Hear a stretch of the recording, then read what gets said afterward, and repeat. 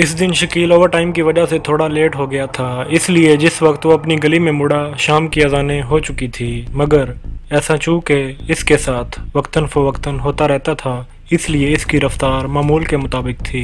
अभी तक वो घर से 50-60 गज दूर ही था कि एक कार इसके करीब से गुजरकर इसके आगे खड़ी हो गई। इससे कार वाले की हरकत बहुत नागवार गुजरी, मगर वो अमन पसंद आदमी था, किसी से उलझना इसे नहीं आता था। वो कार की साइड से होकर गुजरने ही लगा, इसी वक्त कार से दो आदमी निकले। एक इससे मुखातिब हुआ, भाई साहब बात सुनिए। शकील इसके करीब हुआ। जी। इस आदमी ने जेब से पिस्तौल निकाल कर शकील से पूछा, इसे जानते हो? शकील बोला, क्या मतलब आपका? पिस्तौल देखकर वो घबरा गया था। पिस्तौल वाला बोला, कार में बैठ जाओ, अगर शोर मचाने की कोशिश की तो तुम्हारी जिंदगी की आखिरी आवाज होगी। शकील बोला, भाई साहब मैं तो गरीब सा बंदा हूँ। पिस्तौल वाले ने इसकी बात पूरी नहीं होने दी। ओए गरीब के मामे, तुम्हें कहा है चुप करके कार में बैठ जाओ। शकील ने दोबारा कुछ कहना चाहा, मगर पिस्तौल वाले ने इसके गिरीबान से पकड़कर कार की तरफ खींचा और घसीट कर कार की पिछली नशिस्त पर धकेला। मेरा ख्याल है तुझे मेरी जुबान की समझ नहीं आई। शकील बोला, मुझे माफ कर दो। अबे चुप। पिस्तौल वाले ने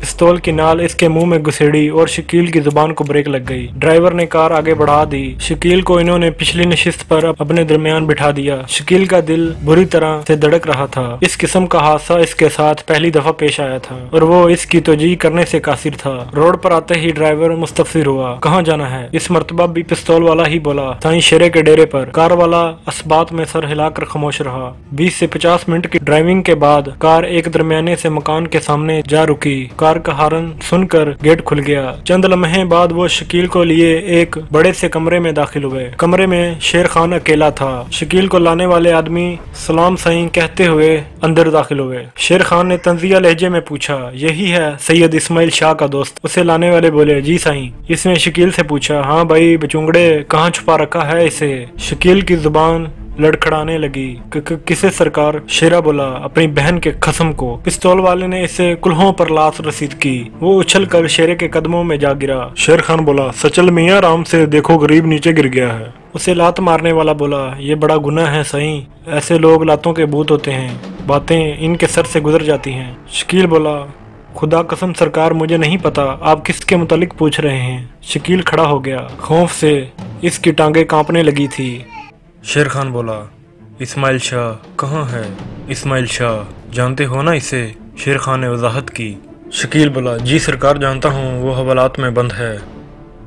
शकील के लहजे में मौजूद सच्चाई शेर खान से मख्फी ना रह सकी, मगर फाजल खान की हदायत पर इसने शकील की पिटाई करानी मुनासिब समझी। शेर खान बोला, सचल ये क्या कह रहा है? सचल बोला, साईं ये अपनी धुलाई करवाने के चक्कर में है और वो मैं कर देता हूँ। सचल ने पिस्तौल जेब में डालकर और शकील की तरफ बढ़ा। शकील इसके खतरनाक तेवर देखते हुए बेसाख्ता शेर खान के कदमों में गिर गया। रब दी सौ सरकार, मुझे इस्माइल शाह के बारे में कुछ नहीं मालूम। जिस वक्त वो गिरफ्तार हुआ इसके बाद मैं सिर्फ एक दफा इससे मिला हूँ, पर जिस वक्त पता चला इस पर सेठ फाजल अली खान साहब का अताब नाजिल हुआ है, इसके बाद मैं इसका हाल अहवाल पूछने के लिए भी नहीं गया। मगर शकील की ये वजाहत बेकार गई। शेर खान बेपरवाही से टांग पर टांग चढ़ाए खामोश बैठा रहा और ये सचल के लिए अपनी कार्रवाई जारी रखने का इशारा था। सचल ने ठोकरों से जमीन पर लंबे पड़े शकील की मरम्मत करनी शुरू कर दी। शकील तकलीफ से ज्यादा वावेला मचा रहा था। हाय मर गया, खुदा के लिए माफ कर दो, मैं बेकसूर हूँ। ये खेल चंद मिनट तक ही जारी रह सका, फिर न जाने शेर खान को इस पर तरस आ गया या वैसे ही वो इस खेल से उकता गया था। इसने हाथ उठाकर सचल को रोक दिया। सचल बस कर दो। इन अल्फाज ने सचल के मशीन की तरह चलते हुए पाँव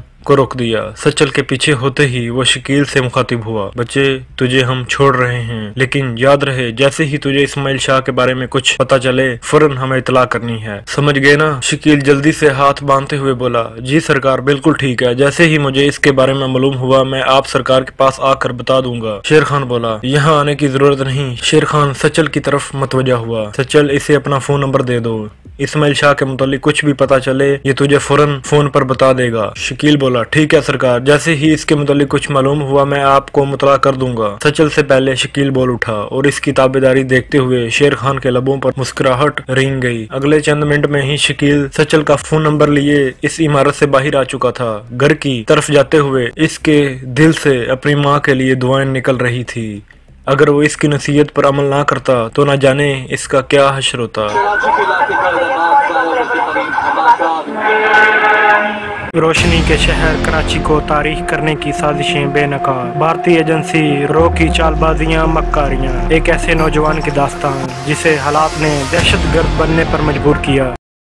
लेकिन आगे बढ़ने से पहले आपसे गुजारिश है कि चैनल को सब्सक्राइब कीजिए और वीडियो को लाइक कर दीजिए ताकि आपको ऐसी मालूमाती वीडियोस मिलती रहें। इस्माइल को वहां आए दूसरा दिन था। इस दौरान सिवाय खाने पीने और सोने के इसका कोई काम नहीं था।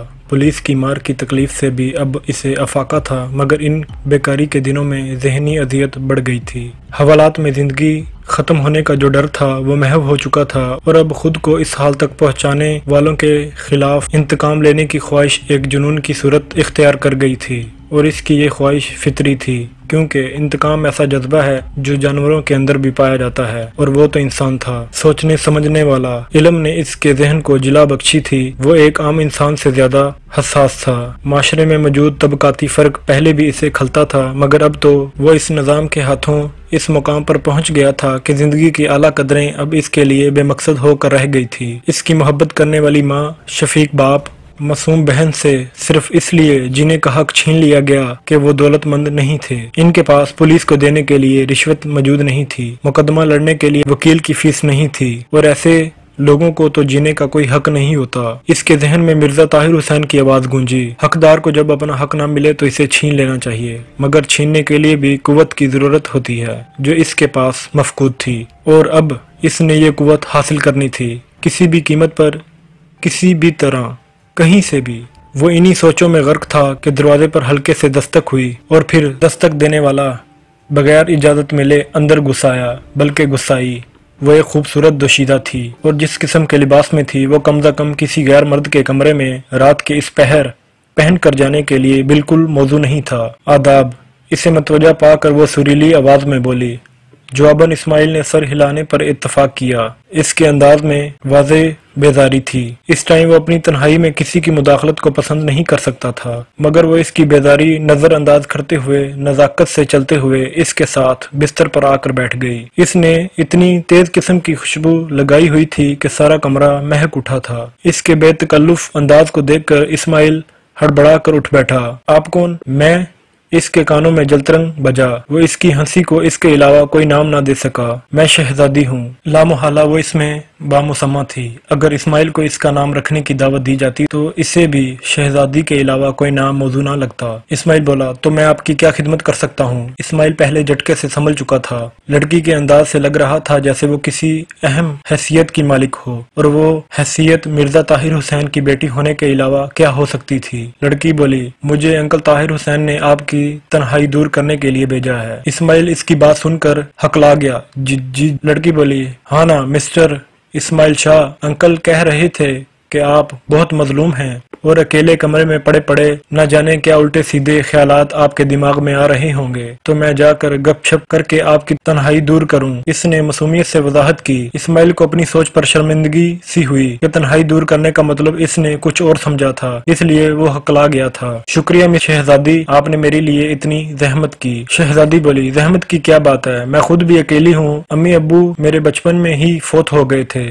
भाई बहन है नहीं, एक अंकल हैं, वो भी इतने मसरूफ रहते हैं कि 2 दिन इनकी सूरत नहीं देख पाती। इसलिए आपसे ज्यादा मैं अपनी तन्हाई दूर करने आई हूँ। बल्कि हकीकत कहो तो मैं पहले दिन से ही आपसे मिलना चाहती थी। अंकल चूंकि मेरा इस तरह किसी से गुलना मिलना पसंद नहीं करते, इसलिए मैं एहतियात करती हूँ, और मेरी खुशकिस्मती कि इन्होंने आपसे मिलने की इजाजत दे दी। शहजादी का अंदाज इतना मासूमाना था, इसकी बातों में ऐसी बेसाख्तगी और अपनापन था कि इस्माइल लम्हों में इससे मुतासिर हो गया, और फिर थोड़ी देर बाद ही वो इसी बेतकल्फी से गपशप करने लगे जैसे बरसों के शनासा हों। शहजादी के अंदाज से यूं लग रहा था जैसे वो इस्माइल को मर्द की बजाय अपनी कोई सहेली समझ रही हो। मजाक की बात पर इसके हाथ पर हाथ मारना, हंसते हंसते इसके ऊपर गिर जाना, शरारत करते हुए इसे घूंसे रसीद करना या चुटकी काटना, इन फाल का शायद इसके ऊपर कोई असर ना पड़ रहा हो, पर ऐसे अमल पर इस्माइल की तो जान निकल जाती थी। पहले तो वो घबरा गया, मगर बाद में इसे अजीब सी लज्जत महसूस होने लगी। इसकी खुश्क वीरान जिंदगी में पहली लड़की थी जो इतनी बेतकल्लुफ हुई थी। वक्त गुजरने का पता ही नहीं चल रहा था। न जाने कितनी देर वो इसी तरह महवे गुफ्तगू रहते अगर शहजादी की नजर घड़ी पर न पड़ती। शहजादी बोली, बाप रे, 12:30 हो गए। میں چلی شاجی۔ اس نے اسماعیل کا ہاتھ پیار سے دبایا اور دروازے کی طرف بھاگی۔ اس کا ہر قدم گویا اسماعیل کے دل پر پڑ رہا تھا۔ دروازے پر رک کر اس نے ہاتھ ہلاتے ہوئے بائے بائے کیا اور غائب ہو گئی۔ اسماعیل بقیہ رات اسی کے خیالوں میں کھویا رہا۔ انتقام لینے کی خواہش اسے وقتی طور پر بھول چکی تھی۔